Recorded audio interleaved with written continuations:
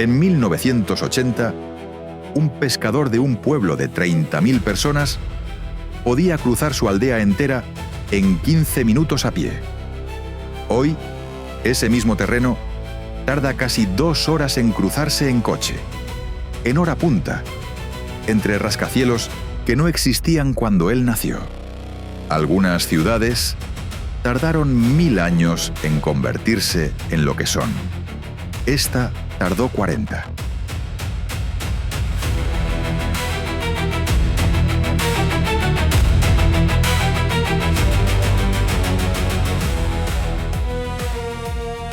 Hace poco, recorrimos ciudades que llevan siglos, incluso milenios, siendo habitadas sin interrupción.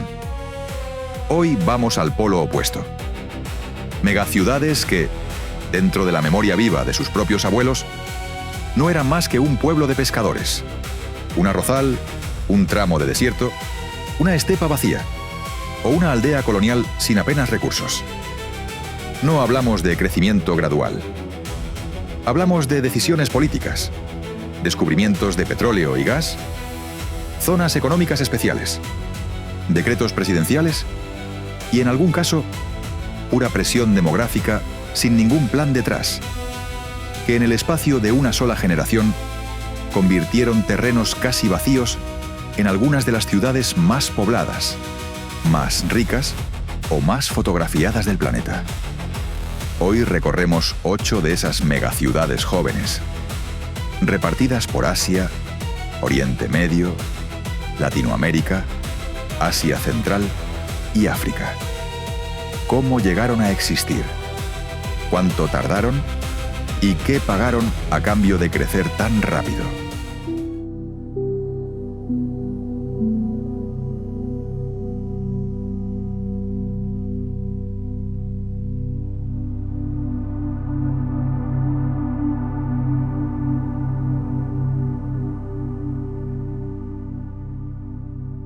En 1980, Shenzhen era un pueblo pesquero y agrícola en la provincia de Guangdong, con apenas 30.000 habitantes que vivían de la pesca en la bahía y del cultivo de arroz.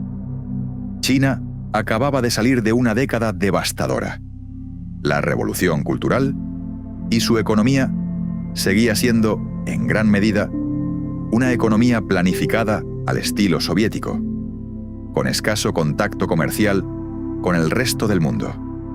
Tan pobre era la región en aquel momento que, en los años previos a la reforma, se calcula que unas 150.000 personas de la provincia de Guangdong cruzaron ilegalmente la frontera hacia Hong Kong, buscando simplemente un sueldo mejor. Ese mismo año, el líder chino Deng Xiaoping tomó una decisión que cambiaría el destino del pueblo: convertirlo en la primera zona económica especial de China. La idea era simple pero radical para la época: dar a esta única zona costera, pegada a Hong Kong, exenciones fiscales, reducción de aranceles y trámites simplificados para atraer inversión extranjera. Algo impensable en el resto del país en aquel momento. De un grupo de 4 ciudades candidatas, Shenzhen, Zhuhai, Shantou y Xiamen, Shenzhen fue la primera en arrancar oficialmente, en agosto de 1980. El resultado fue lo que los propios chinos empezaron a llamar la velocidad de Shenzhen. El PIB de la ciudad se multiplicó por 14 entre 1980 y 1985, con un crecimiento anual que llegó a superar el 58% en sus primeros años, frente a un 10% de crecimiento medio en el resto de China. Entre 1980 y 2005, su población creció un 1.500% y su área metropolitana pasó de apenas 3 kilómetros cuadrados a más de 2.000. Hoy, Shenzhen tiene cerca de 17,8 millones de habitantes y es sede de gigantes tecnológicos como Huawei, DJI y Tencent, además de ser la tercera economía urbana más grande de China, con un puerto que en 2024 se convirtió en el cuarto más transitado del mundo por contenedores. Su arquitectura, a diferencia de la de Pekín o Xi'an, no tiene capas de dinastías superpuestas. Es, literalmente, un catálogo viviente de estilos arquitectónicos de los últimos 40 años, porque antes de 1980 no había casi nada que conservar. Como resume un informe reciente sobre la ciudad, sin sucesión de estilos gótico, renacentista o clásico, Shenzhen es un museo vivo de la arquitectura de las últimas 4 décadas. De un pueblo pesquero convertido en zona económica, pasamos a otra ciudad china que hizo exactamente lo mismo, pero con arrozales en vez de barcos de pesca.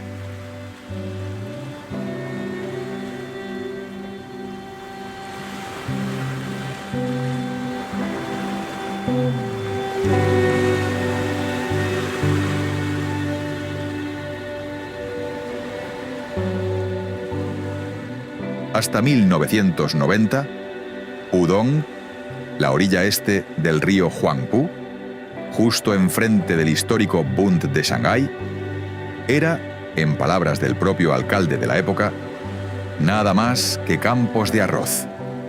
Mientras la orilla oeste acumulaba siglos de historia colonial y comercial, la orilla este seguía siendo tierra de labranza, almacenes y muelles modestos. Existía incluso un dicho popular en Shanghái que resumía el desprecio hacia la zona: prefiero una cama en Puxi que una casa en Pudong. Todo cambió en la primavera de 1990, cuando Deng Xiaoping visitó Shanghái durante el Año Nuevo Chino y señaló personalmente esa orilla este como la siguiente gran apuesta de la apertura económica china. En 1992 se creó oficialmente la nueva área de Pudong, con políticas de inversión extranjera todavía más agresivas que las de Shenzhen 12 años antes. Un urbanista local, que escribió después un libro entero sobre la transformación del distrito, lo resumió con una frase que se ha repetido desde entonces en toda China: no mucho cambió en Pudong en 1000 años. Pero en las últimas 2 décadas, Pudong saltó por encima de la historia. En apenas 2 décadas, los arrozales dieron paso a uno de los perfiles urbanos más reconocibles del planeta: la Torre de la Perla Oriental, inaugurada en 1994. La Torre Jin Mao, el Centro Financiero Mundial de Shanghái, y la Torre de Shanghái, de 632 metros, el segundo edificio más alto del mundo, cuyos ascensores están entre los más rápidos jamás construidos, con sistemas capaces de mantener la presión del aire estable para que a los pasajeros no les revienten los oídos durante la subida. El distrito financiero de Lujiazui, que en 1990 no albergaba prácticamente ninguna empresa relevante, es hoy sede de la Bolsa de Shanghái y de más de 600 corporaciones multinacionales. En 2013, la contribución económica de Pudong al PIB de Shanghái era 100 veces superior a la que aportaba en 1990. Antes de la reforma, la propia zona de Shanghái sufría, según sus autoridades, la mayor densidad de población, las calles más estrechas y una de las tasas de cáncer más altas del país por la contaminación industrial acumulada. La ciudad, literalmente, iba a estallar si Pudong no se desarrollaba, según explicó años después uno de los periodistas que cubrió el proceso desde el principio. De los rascacielos financieros de China, pasamos a otra ciudad asiática, mucho más pequeña en territorio, que pasó de colonia empobrecida a una de las naciones más ricas del planeta en el espacio de una sola generación.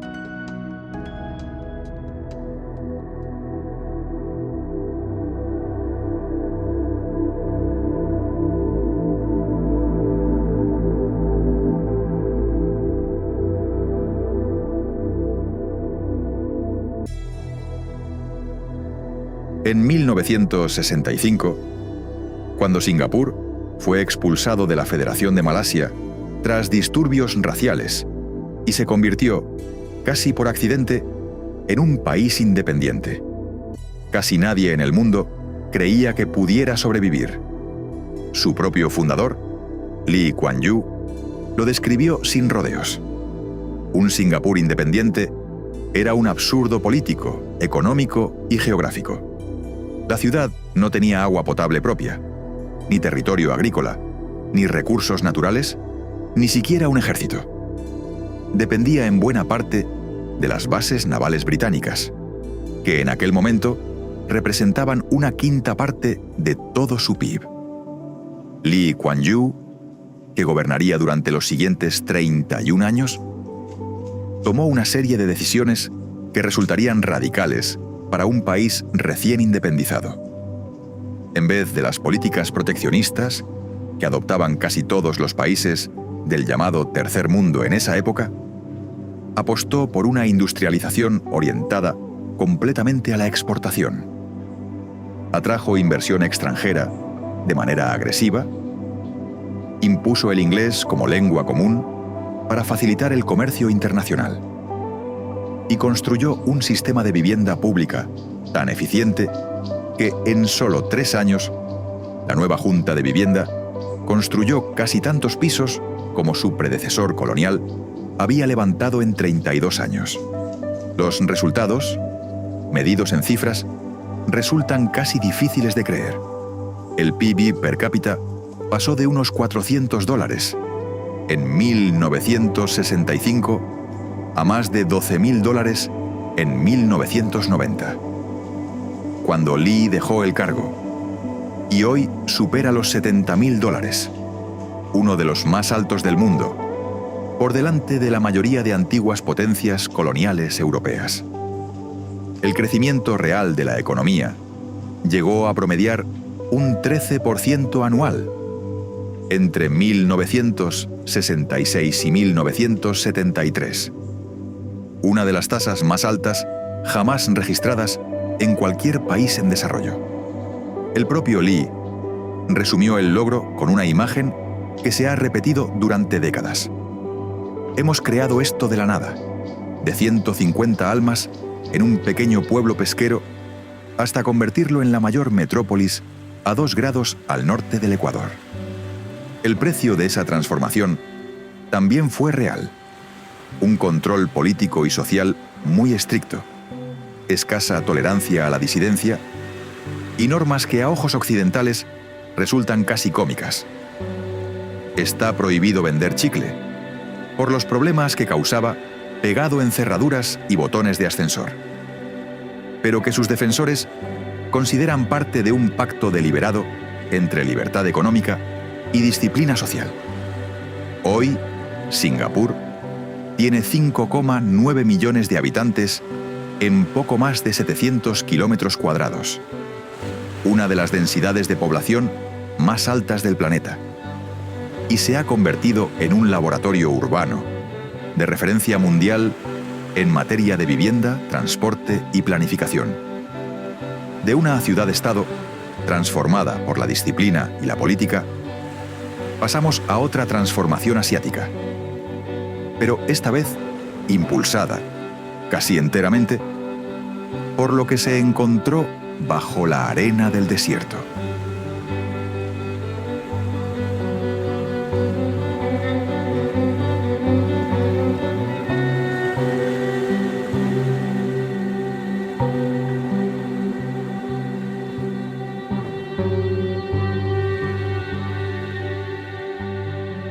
En 1833, unas 800 personas de la tribu Bani Yas se asentaron junto a un estrecho canal de agua en la costa del Golfo Pérsico, atraídas por un puerto natural ideal para la pesca y el buceo de perlas. Durante casi siglo y medio, Dubái siguió siendo esencialmente eso, un pueblo pesquero y comercial modesto. En la década de 1950, su población todavía no superaba las 5.000 personas. 2 acontecimientos cambiaron completamente su trayectoria. El primero, un golpe devastador. La llegada de las perlas cultivadas japonesas, en los años 30, hundió por completo la industria pesquera que sostenía la economía local, sumiendo a buena parte de la región en la pobreza. El segundo, una salvación inesperada.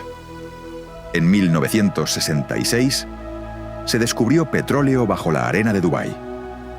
Pero, a diferencia de otros países petroleros de la región, el gobernante de la época, el jeque Rashid bin Said Al Maktoum, tomó una decisión poco habitual. En vez de depender indefinidamente del petróleo, que hoy representa menos del 1% del PIB del Emirato, reinvirtió sistemáticamente esos ingresos en infraestructura, puertos, aeropuertos y turismo.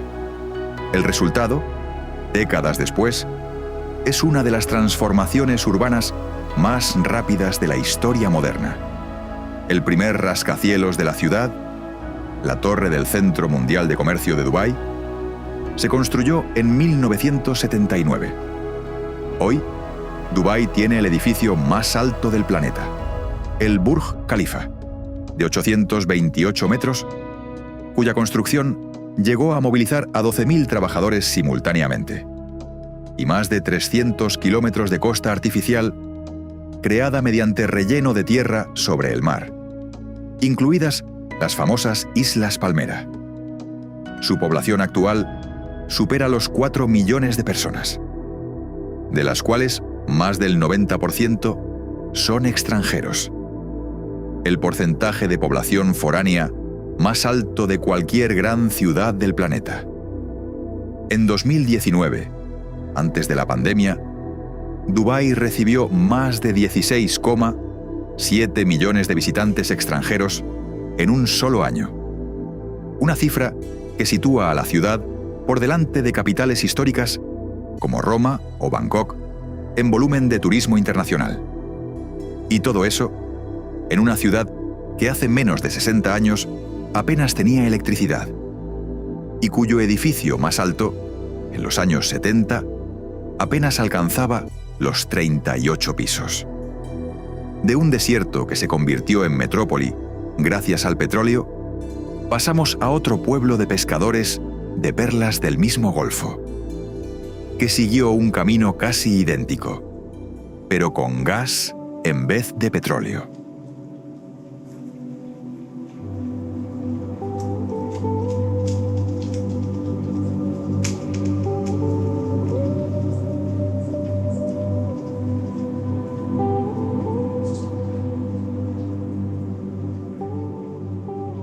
En 1908, un informe británico describía Doha como una modesta aldea de pescadores y buceadores de perlas con unos 12.000 habitantes y 350 barcos perleros.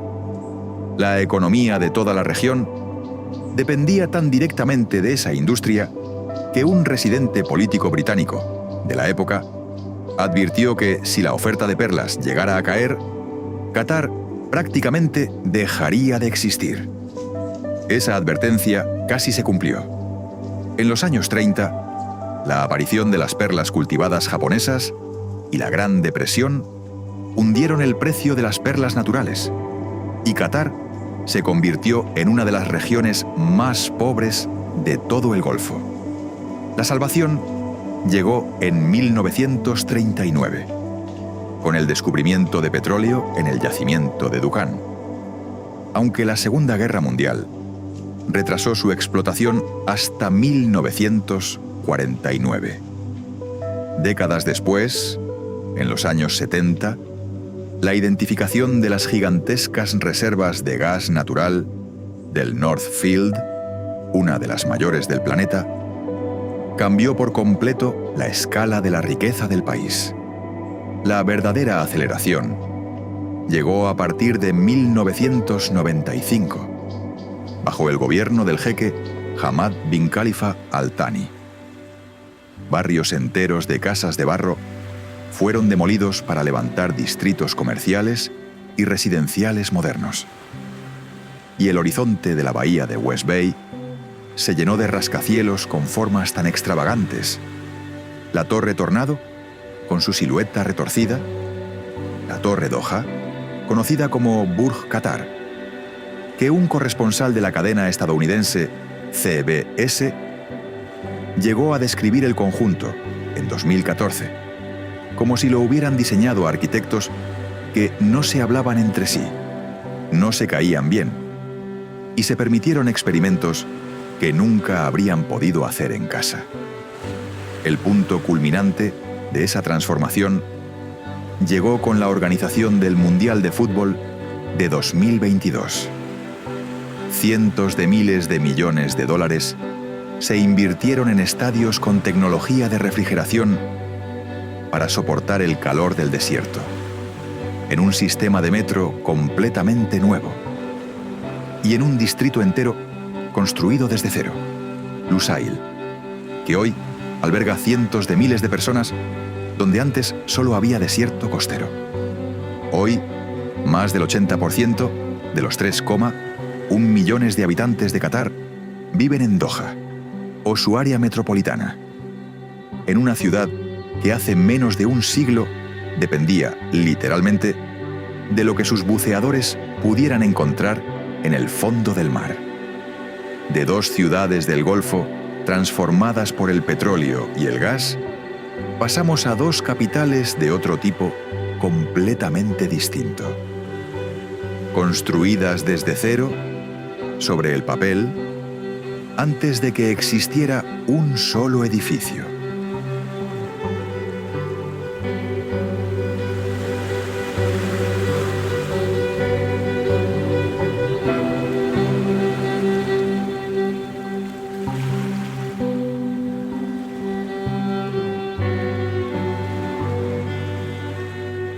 En 1955, el político brasileño Juscelino Kubitschek prometió durante su campaña presidencial algo que sonaba casi imposible: trasladar la capital del país desde Río de Janeiro, en la costa, hasta el centro geográfico de Brasil. Un territorio prácticamente vacío, usado hasta entonces solo para la ganadería. Al ganar las elecciones, cumplió la promesa de inmediato, como parte de un plan más amplio que él mismo bautizó 50 años de progreso en 5. El plan urbanístico, diseñado por Lúcio Costa con forma de avión visto desde el aire, ganador de un concurso en el que compitieron 5.550 propuestas. Y los edificios emblemáticos, obra del arquitecto Oscar Niemeyer, se construyeron entre 1956 y el 21 de abril de 1960. Apenas 41 meses.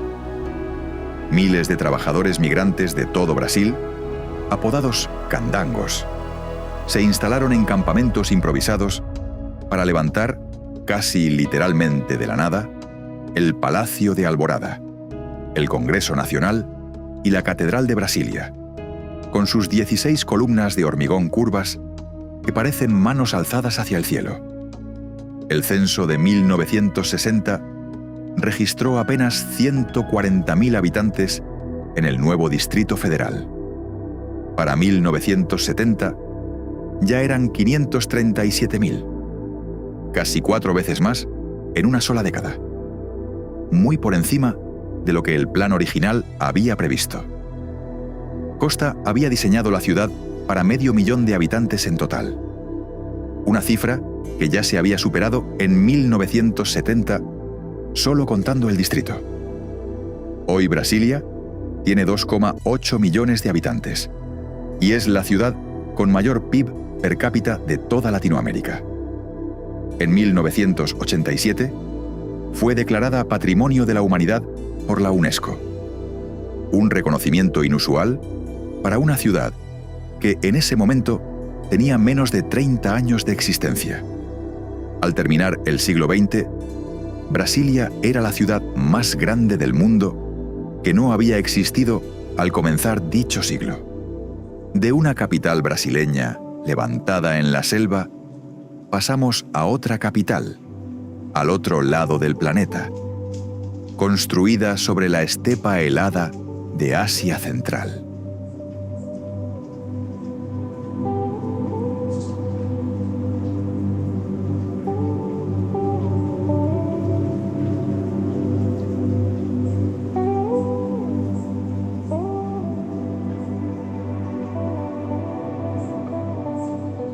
Hasta 1997, el lugar donde hoy se levanta la capital de Kazajistán era una ciudad regional de tamaño modesto llamada Akmola, con un pasado incómodo.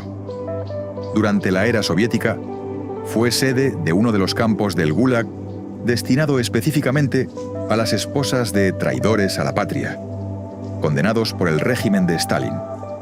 Ese año, el presidente kazajo Nursultán Nazarbayev decidió trasladar la capital desde Almatí, la ciudad más grande y próspera del país, hasta esta remota localidad de la estepa, en parte para alejar el centro de poder de la frontera con China, y en parte para reforzar la identidad de un país recién independizado de la Unión Soviética. Según su propio relato, escrito años después, el nuevo nombre de la ciudad, Astana, que significa simplemente capital en kazajo, se le ocurrió una madrugada, a las 2 de la mañana. Sonaba muy bonito en kazajo, pegadizo, brillante, sonoro. Suena igual en ruso y en inglés. Lo que siguió fue una transformación arquitectónica casi surrealista en mitad de una llanura sin ningún accidente geográfico que la proteja del viento. El PIB regional de la ciudad se multiplicó más de 190 veces, desde 1997. Y el volumen de inversión que atrajo la capital se multiplicó por 47 entre 1998 y 2019.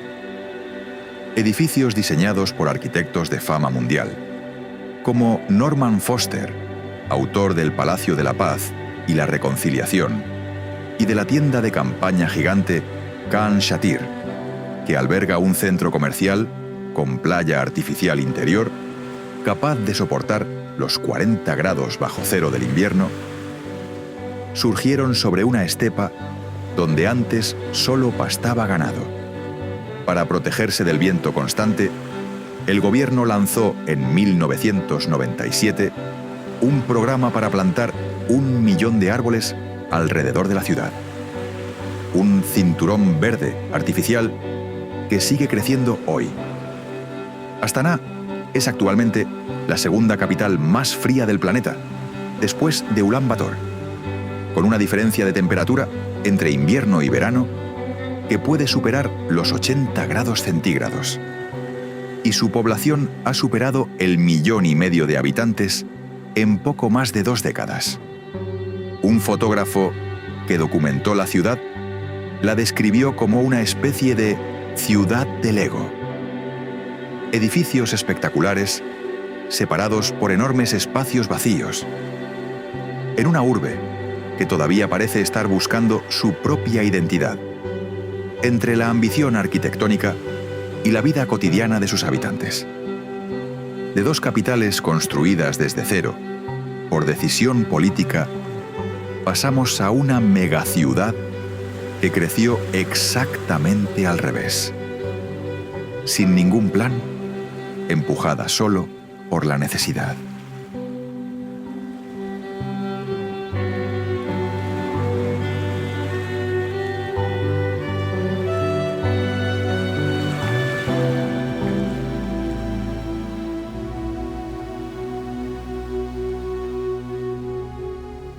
En 1950, Lagos era una ciudad ordenada de calles arboladas y arquitectura colonial portuguesa y victoriana, con apenas 290.000 habitantes, gobernada por uno de los ayuntamientos más antiguos de Nigeria, establecido en 1900. Nada en ese paisaje tranquilo anticipaba lo que vendría después. El punto de quiebre llegó con el boom petrolero nigeriano de los años 70. La riqueza repentina del petróleo combinada con una migración masiva desde zonas rurales en busca de empleo, disparó el crecimiento de la ciudad muy por encima de cualquier capacidad de planificación. A diferencia de Shenzhen, Singapur, Dubái, Doha, Brasilia o Astana, todas ellas transformadas por una decisión política deliberada, con un plan, un arquitecto o un líder visionario detrás, Lagos creció casi exclusivamente por pura presión demográfica, sin ningún Deng Xiaoping ni ningún Niemeyer diseñando el resultado. Las cifras son difíciles de precisar con exactitud. Distintas fuentes ofrecen números distintos, y el propio gobierno nigeriano ha cuestionado algunas de las cifras del gobierno estatal de Lagos. Pero todas coinciden en la magnitud del fenómeno. De menos de 1 millón de habitantes en 1960 a 4 millones en 1990, más de 12 millones en 2015, y hoy entre 17 y 21 millones según el organismo que se consulte, lo que la convierte en la ciudad más poblada de toda África, por delante de El Cairo. En 1999, Naciones Unidas ya había proyectado que superaría los 20 millones de habitantes hacia 2010. La realidad no se alejó mucho de esa predicción. El resultado de un crecimiento tan veloz y tan poco planificado es visible en cada esquina. Barrios enteros construidos sin ningún control urbanístico. Un tráfico legendario en toda África Occidental. Y una infraestructura que sigue, más de 5 décadas después, intentando alcanzar a una población que no deja de crecer. Y sin embargo, Lagos genera hoy una cuarta parte de todo el Producto Interior Bruto de Nigeria. Y en encuestas recientes sobre calidad de vida urbana en ciudades de todo el mundo, incluida una encuesta de Time Out de los últimos años, más del 96% de sus propios habitantes dicen sentirse felices allí, y más de 2/3 afirman que es fácil hacer amigos en la ciudad.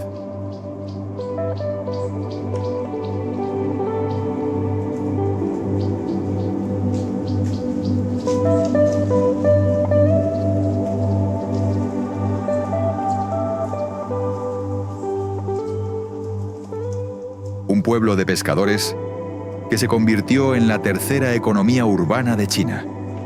Unos arrozales que hoy sostienen el segundo edificio más alto del mundo. Una colonia sin agua potable propia que hoy tiene uno de los PIB per cápita más altos del planeta. 2 puertos de perlas hundidos por la competencia japonesa que resucitaron gracias al petróleo y al gas. Una capital completa, levantada en la selva en menos de 4 años. Otra capital construida sobre un antiguo campo de prisioneros soviético. Y una ciudad que se convirtió en la más poblada de África sin que nadie, en realidad, la planificara. Lo que estas 8 megaciudades demuestran es que existen, básicamente, 2 caminos hacia el crecimiento explosivo. La decisión política deliberada, una zona económica especial, un decreto presidencial, un plan urbanístico dibujado como un avión, la disciplina de un solo líder durante 30 años, o la simple presión de millones de personas buscando una vida mejor, con o sin infraestructura preparada para recibirlas. Las ciudades antiguas tardaron milenios en acumular sus capas de historia. Estas apenas han tenido tiempo de que sus fundadores todavía estén vivos para contarlo.